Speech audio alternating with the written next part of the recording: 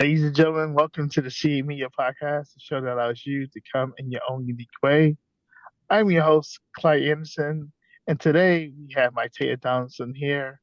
She is the founder and CEO of her studio coaching, Tier One Solution, Power Incorporated. She will be coming her own unique way. The show is brought to you by Visionary Minds Public Relations and Media.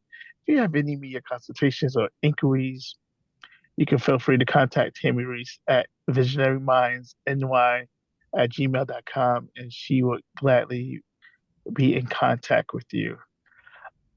Today, we have Mitayah Donerlson, and we welcome her. Welcome, Mitayah Donerlson, to CME Podcast. How are you doing? I am doing well, and thank you for having me, Clyde. Thank you for having me. My pleasure. Would you like to tell the audience a little bit about yourself? Sure. So there's a lot that comes with me. I am the CEO of Her Studio, which is a sister agency for One Tier Solution, where we focus on preventing trauma. Right. So our goal is to reduce the impact of trauma. So some of the things that I do for the Her Studio and One Tier Solution is more professional development. I work with organizations. I also deal with families and children in the community that deals with prolonged trauma, domestic violence, as well as sibling violence. That is huge. That's something that we don't talk about, but that is some of the focus areas that I kind of focus, as well as the founder of Power. So, Power is definitely a huge passion of mine. Power is in place because of my son. So, Kason was born with a rare disease called biliary atresia. But just so that I can be clear, Power stands for providing others with empowered resources. And the goal ultimately is to prevent isolation during times of adversity, right? So we support moms and caregivers who have experienced prolonged hospitalization stays or loss of pediatric or newborns. So what does that look like? Moms who have spent time in the NICU, moms are caregivers. So I don't want to leave the caregivers out because you guys are important as well. But also not just the NICU, but also hospitalizations that's dealing with asthma. It can be dealing with surgical procedures, right? You can be really just trying to figure out what is going on with your child. The other part of Power is supporting moms and caregivers who have experienced the loss of child. So that can be terminations, miscarriage, stillbirth, any newborn complications, SIDS, anything pertaining to maternal health. We are there to support the aftercare service. So, that's a lot. It was a lot. I'm sorry. Yes. I told you I No, come with a no, lot. I'm no, sorry. no, you did. Yes, you did. You did say that. Um, I'm gonna try to go forward then backwards. In reference to power, in case and uh, what was the disease again? I don't want to like botch the name of it. You're fine. It's called biliary atresia. Biliary atresia. So, when did you find out that he had biliary atresia, and what was like the creative process of handling Kason's disease in order for you to create power, I would say. Okay. How did his health challenges help you empower yourself to create Power Incorporated? So one, his health challenges was diagnosed at 2 months. But let me just rewind a little bit. At birth, he was jaundice and he also had respiratory issues. So he did spend time in the NICU. So upon giving birth, my mom and my dad was in the room and they were able to see that he was breathing abnormally, right? We called the nurse in. The nurse was able to examine him, and then they immediately rushed him out of the room. So that is without communicating with the parent, or which would be me, without even saying a word. They immediately took him to the NICU. After buzzing and saying, "Hey, what's going on?" They're like, "Well, your son is in observation in the NICU. They just want to look him over." To then later find out that he had jaundice and that he had some respiratory issues. So we spent some time in the NICU. and then they later discharged us. Upon discharge, I was notified that he would urinate um the jaundice out. So what happens is your direct your direct biliary Rubens in your body is either high or low. His were more elevated. So there's like a process for it to get out of your system, and it's a flushing system. In Cason's case, his bile ducts to his liver did not work, but we were not aware of that at that time. So he was not further tested, and it wasn't until um, I call her the angel of Kason's life. Her name is Tamika Mosier. She was an RN. She's a long-term friend of mine, and we haven't spoken a very long time. And she called me up and she's like, "Hey, I want to come over, see you guys, visit the baby, so forth." So she comes over. I'm telling her the traumatic story that I experienced, never had it before, and she texted me at like 5 o'clock in the morning, and she said, "Hey, I don't want to overstep my boundaries, but I really think that you should take him to the emergency room." I woke up, I read the message, and I was like, okay, cool. I called my mom. I said, "Hey, this is what Mika said we should do. She seems a little concerned. We're going to take him to the emergency room." So let's fast forward a little bit. I take him to the emergency room. They then said his liver was enlarged. So at this point, they are speaking a language that I don't understand, right? I have no idea what you're saying when you say liver enlarged. So I'm there, second time mother, but a first time mother experienced something very tragic, right? So I go, they admit us immediately, and then he had to have his first procedure called the Kasai procedure. This is typically what happens before a transplant, right? This is kind of like a safety measure that they have in place. Well, let's see if we can save the child with this procedure before putting them on a transplant list. So this is how Power got kind of like emotion, because after I experienced so many hospitalizations, after I experienced advocating for my child in a way I have never thought I needed to do so, I realized that the need of aftercare beyond the crisis is necessary. So that is how Power actually came about. So, like in that process, what was like that main pivotal moment in the medical journey that inspired you to become an advocate for families, for other families? It was when we were getting ready to be discharged from the Pittsburgh hospital, and they said, "You were one of the best moms we ever had. And I really wish that you can stay and coach the other moms."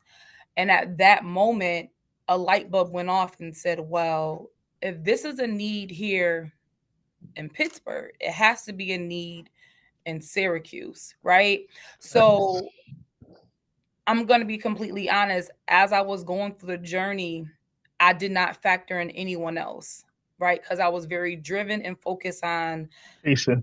casing at that moment, right? So when I had time to really go home, sit back, and process everything, I began to think about the words that the doctor said to me, and the nurses, and the psychiatrist. And I'm like, wow, like here I am. I would say pretty fair in my career and pretty fair with my level of education, and I still struggle, right? I still struggle with my mental health. I still struggle with my self care. I still struggle with advocating for me and my child. Like there was still some struggles that I had.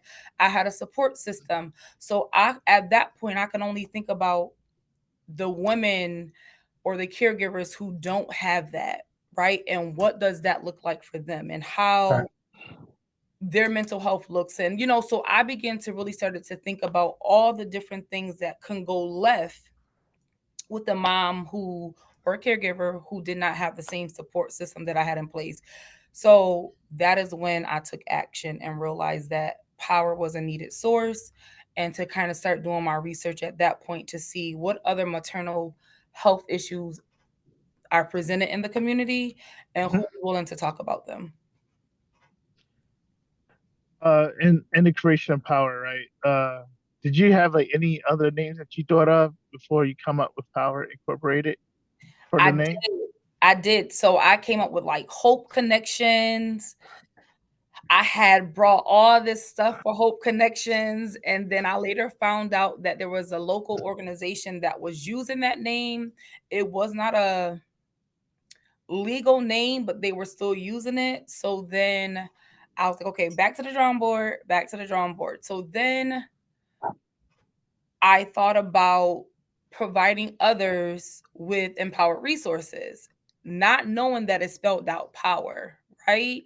And ultimately, our goal is to give a substance. So when I seen the word power within our acronym, I'm like, wow, like our goal is to give a substance, right? And that substance is a little bit of power. So everything is really like full circle with us. Beautiful, beautiful. So like in the establishment and mission of Power Incorporated, what specific gaps in support system did you identify that Power Incorporated aims to address? Oh, so many. So the aftercare is huge, right? And that is where my focus point is at. Once you're discharged from the hospital, That's that's it. Correct. Yeah. that is it, right?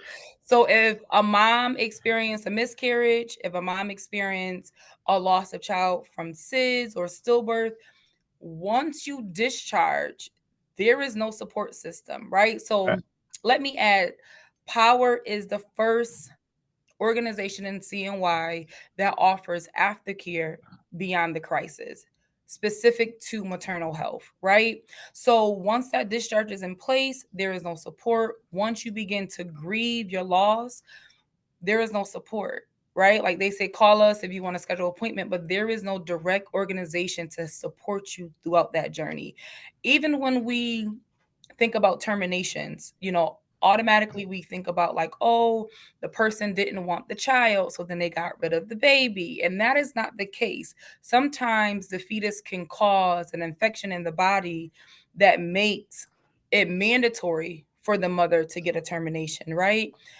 So when I speak on that, it's kind of like, wow, I didn't think about that. And that's because we only know what we know. Correct. My job is to raise a little bit more awareness Awareness. on the different categories and how we can better support these mothers and caregivers that's going through this process. And when I say caregivers, I'm thinking about the dads as well, right? There's a lot of fathers Because there's go none for through yep. right that go through this process. So when I say caregivers, I'm talking about fathers, I'm talking about foster mothers who may take on the responsibilities of someone else's kids, or we talking about grandparents, right? We're talking about guardians on any shapes. We got aunts, uncles, nephews, cousins, baby sisters. Like I am speaking for all those generations when I'm speaking on caregivers. I know aftercare is like your main um program and services that you support. How do you tailor your other services to meet the unique needs for each family or individual So what do you mean? in reference to like your program and services that you provide? So we do an intake, right? But one thing about our intake is you can you can request the services on behalf of the person or organization, right? So it can be a referral, it can be an organization referral, or it can be a friend referral, right? Our goal is to make sure that we keep the integrity of the person and to make sure that they feel like their independence are not taken away from them. So that is really, really key to us. Also, making sure that we're not breaking any HIPAA laws and making sure that there is comfort and trust within our support system. So, what does that look like?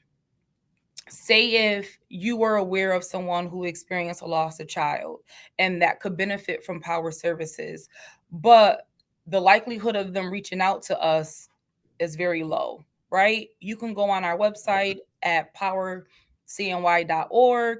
You can do a request form. You'll fill out the request information. So we have wellness baskets for mothers who have had a loss of child. So we'll take that as an example. You fill out the request form, they get a wellness basket. We can drop the basket off to you, and then you can take the basket to that person versus a stranger that they don't know, right? Walking up to them saying, hey, we're sorry for your loss, and we're giving them a basket. So our information will be in there. We can add additional support systems with one-on-one, right, coaching and those kind of things. But ultimately, we want that person to feel safe and comfortable with the products that they're getting. Okay. That's I like that. Um, Thanks. so let's talk about a success story. Can you share a success story where Power Incorporated interventions made a significant impact on the family's journey? Yes. So I have this young lady who was referred from another organization within a county. Young mom. I believe this was her second child, and her second child had some health issues and some health concerns. So she reached out. She was a little afraid. She reached out and she had a long-term stay at Rochester Hospital. So that is another thing that we support, right? So if you're traveling to another hospital or you're traveling to Syracuse, we can definitely support you as well. So in this case, she was traveling to Rochester, and we provided her with a couple of things. We provided her with the self-care kit. We provided her with some toys for her and her child to play with and have some interaction at the hospital. We also provided her with a food card to buy some food because the child is the patient and not you. Right. So, and that's what I mean, those small little hiccups that they forget about the mom, right? Like, because they're supporting that child. So, we want to make sure that mom has all the tools that she needs to be successful during this transaction. So, once she went to Rochester, there is an intake worker or a specialist that keep in contact with her to make sure that she has all her basic needs met. Again, once you receive services, you can always come back and receive another service, right? So it's not like a one-stop shop and that's all you can get. So at this particular time, the young lady took her child to Rochester. She had to do an EKG, she had to do some studies. She actually uploaded some videos. She sent us some videos, and she's actually going to be in our recent newsletter. So that'll be coming out in April. So I'm excited because Power is slowly, right? Like coming into the community, and Right. people are recognizing what Power is doing. When I first started, I'm like, oh my gosh, I just want everybody to know who we are, like immediately, right? Like, because Yeah. the need is so high. Right. But, with God on my side, I am a true believer that, everything works out for the good, right? And it's not my time, Man. this time. And so, yeah, so I'm really, really happy of the partnerships that we are currently building. I'm happy with like even like the developmental trainings that's being offered from the local funders that's out here Mhm. keeping us on track, making sure that we're in compliance. Like I'm so helpful. Not excuse me. I'm so grateful for the opportunities at the table at hand. I'm glad that you brought that up because it kind of leads into the next question, um, and like in the advocacy and awareness. So, in what ways does Power Incorporated engage in advocacy and improving healthcare policies and or support systems for affected families? So our topics are very sensitive, right? Like Right. nobody wants to openly say, "Hey, I had a termination. Hey, I had a miscarriage. Hey," right? Like my son is sick, right? So we do a lot of tabling events that allows people to come through, learn about us. We can drop some information in their bag, Like right? a pop up event, right?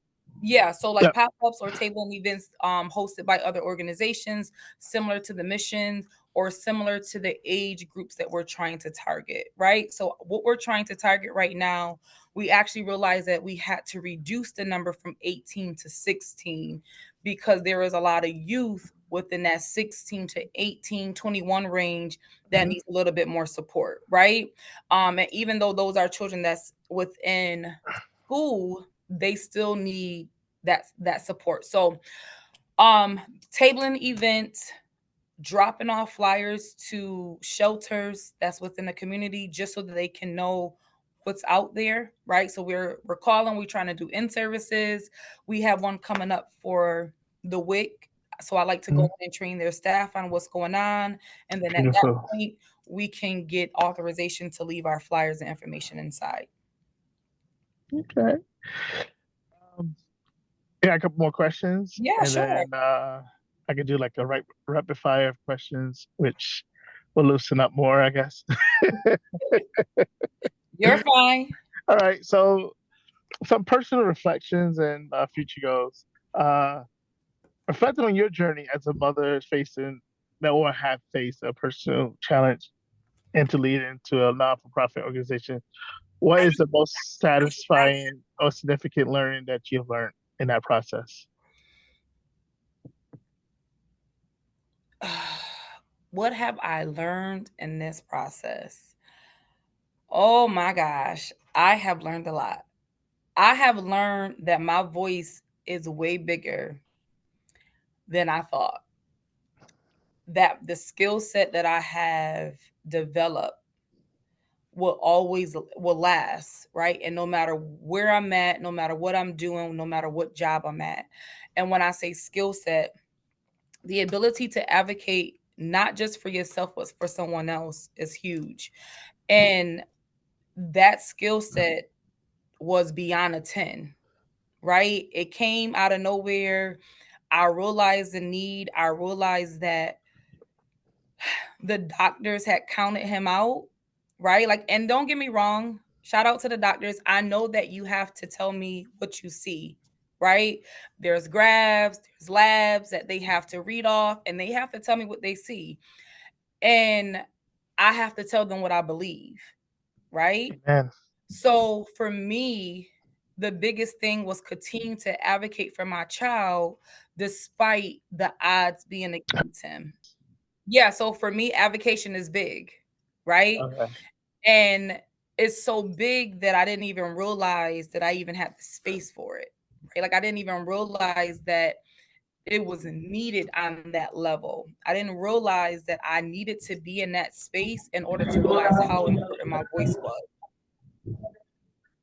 So for me, um, advocating is huge. That is one of the things that I will say I took from this journey. I'm continuing to learn better techniques, better tools to better be efficient with advocating and reaching the people that I need to reach. Beautiful. What are some of your future aspirations for Power Incorporated? How do you envision your impact in the upcoming years? I want to be nationwide. Okay. That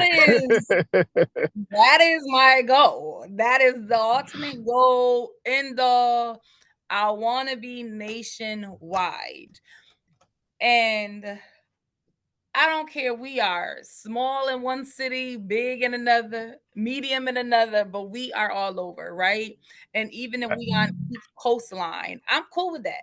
But I need to be in spaces more than Syracuse. Don't get me wrong, I love Syracuse. I love y'all dearly. But the need Man, that I'm fighting is bigger than bigger Syracuse. than Syracuse. Yeah, it's bigger. It's bigger. So, in reference to community engagement, what roles would you want your community to play in the healing and in the empowerment of families that you work with for power? Telling their story. I need your story. I need to understand that my story is not the only story that matters, right? Like, I need other stories. I need to know the impact. I need to know the trauma. I can go off of, like my story and how I was impacted by this or that, right? Like the trauma. I can tell you everything about my story, but there's so many stories that's out here. I had spoken to a seasoned woman. She's in her 80s. And I was telling her my passion and I was telling her about power. And she said, I lost a child. I knew when he was only 14 days. And she was still impacted by that loss. And we're talking 60, 70 years later, right?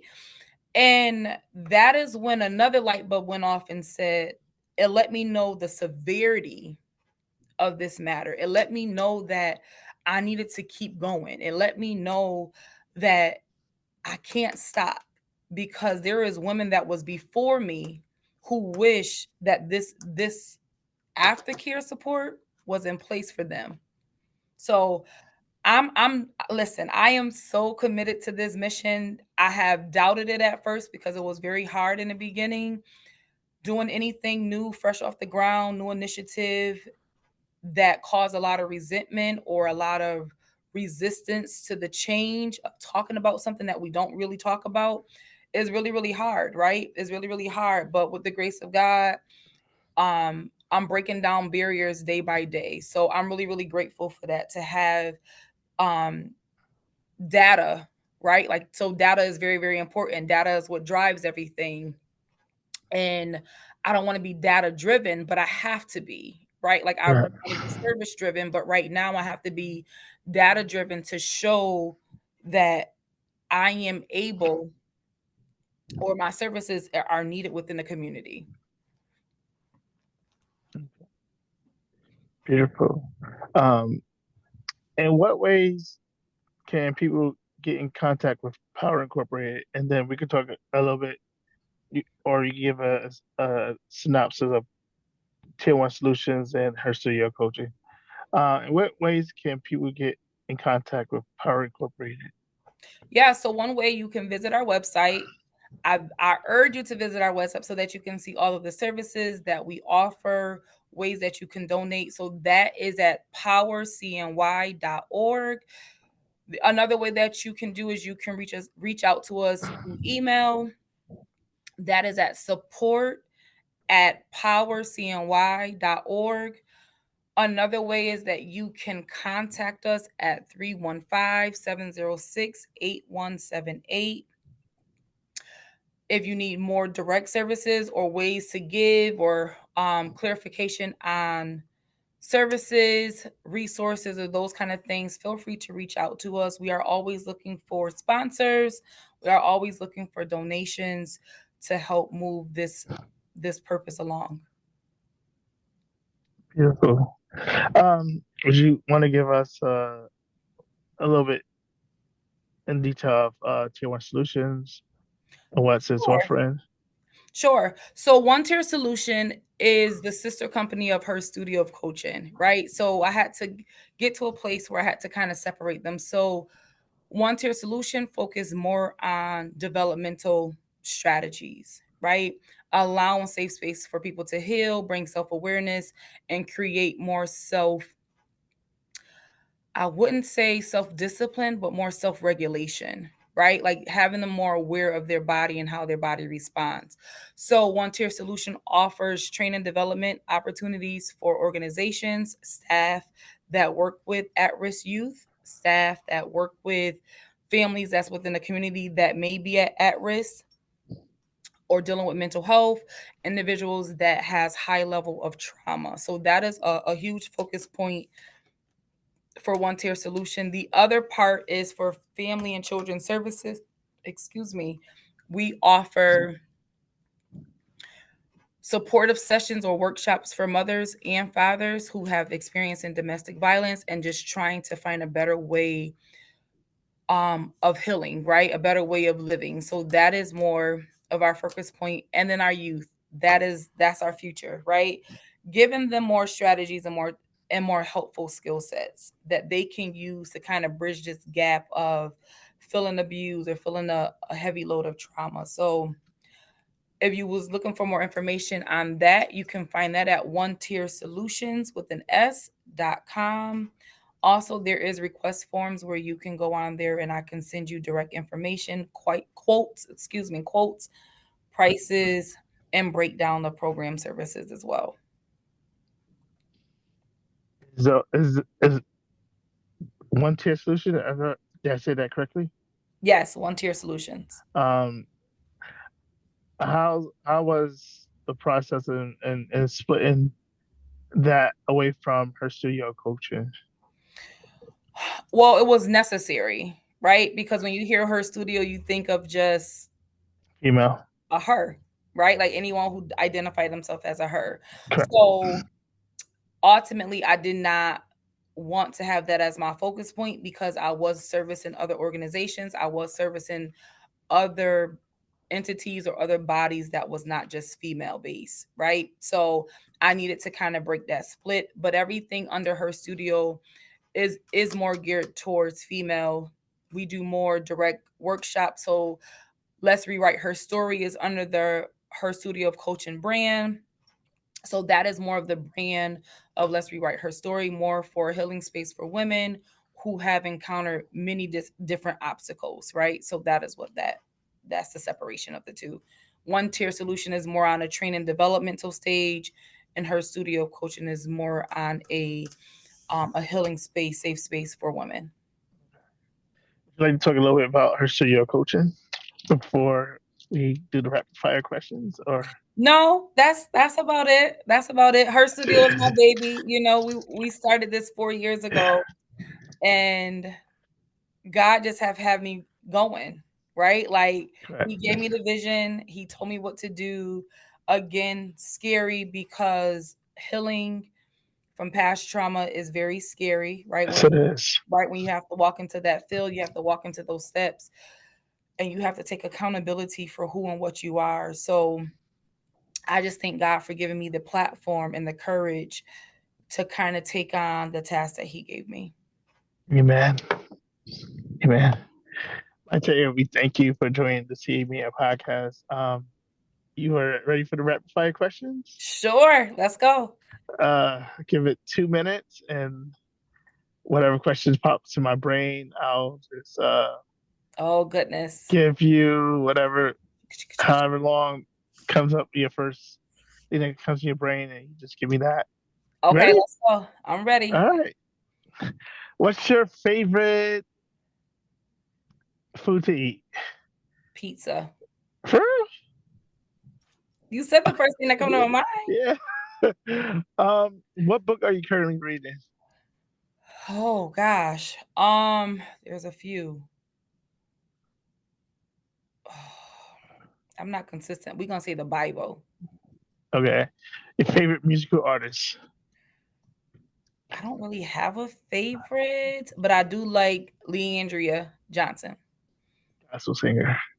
Yes. Favorite gospel song?